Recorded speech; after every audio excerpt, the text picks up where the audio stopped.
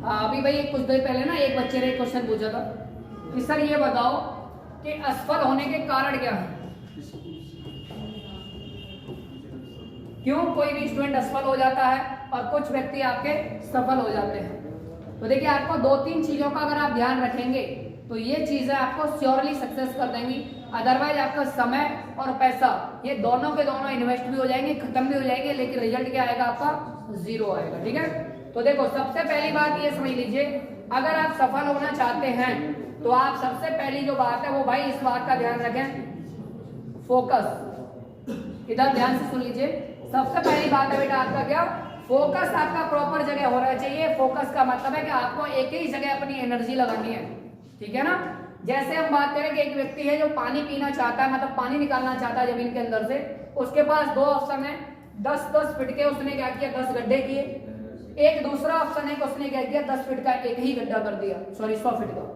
तो आप ये बताओ किसमें आपके चांस हैं कि यहाँ पर आपका पानी निकल आएगा? तो आप कहेंगे सर 100 फीट पे पानी निकल आएगा बशर्ते आप 10-10 फीट के 10 गड्ढे लगाएं।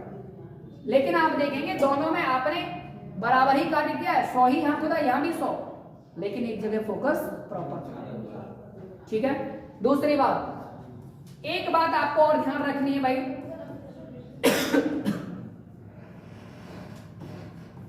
कंसिस्टेंसी। ठीक है ना, कंसिस्टेंसी का मतलब है आपको जब भी किसी लक्ष्य की ओर चल रहे हैं तो भाई आप लोग ना निरंतर चलते जाएं, निरंतर चलते हुए चले। कछुआ चाल जो आपने कहानी सुनी होगी, जातक कथाओं में खरगोश और कछुआ की कहानी है, तो उसमें आपने देखा था कि उसमें आपको बताया गया था कि खरगोश और कछुआ में जब रेस हुई तो जीत का सेहरा किसके सिर चढ़ा?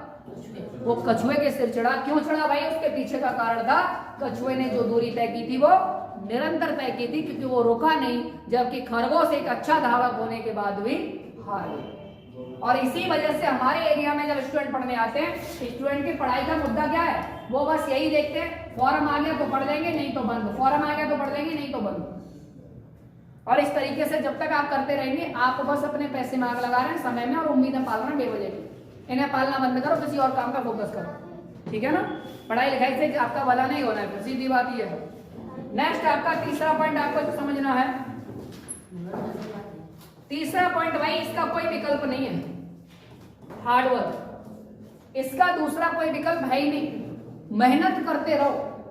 अगर आप मेहनत करते रहेंगे ना, मेहनत करते रहेंगे, सही डायरेक्शन पहले आप निर्धारित करिए, सही दिशा में हम जा रहे हैं कि नहीं जा रहे, उसके बाद में उस दिशा में आप कंटिन्यू चलते रहिए। ठीक है ना, और कंटिन्यू चलने के साथ साथ अपनी मेहनत इतना प्रॉपर रखें कि हाँ आप सफल हो जाएंगे। कुछ लोग चलते तो जाते हैं, वही आपका कि मरे गिरे से जा रहे हैं, है ना, तो आपको जाना है तो कैसे जाना है, मजबूती के साथ, इरादे के साथ जाना है।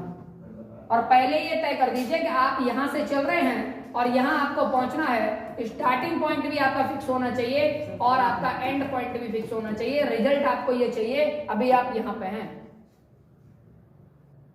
तो ही चीजें आप कर पाएंगे, अदरवाइज ये पॉसिबिलिटी आपके पास नहीं है कि आप भाई इस कंपटीशन के जमाने में सफल हो जाओ।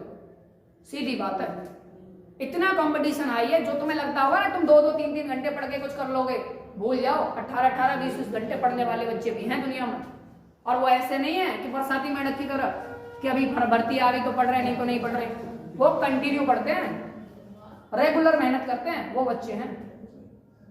तो इसीलिए इन चीजों को अपने जीवन में उतार लो, चाहे पढ़ाई का फील्ड हो चाहे कोई भी फील्ड हो, ये नियम हर जगह लागू होते हैं।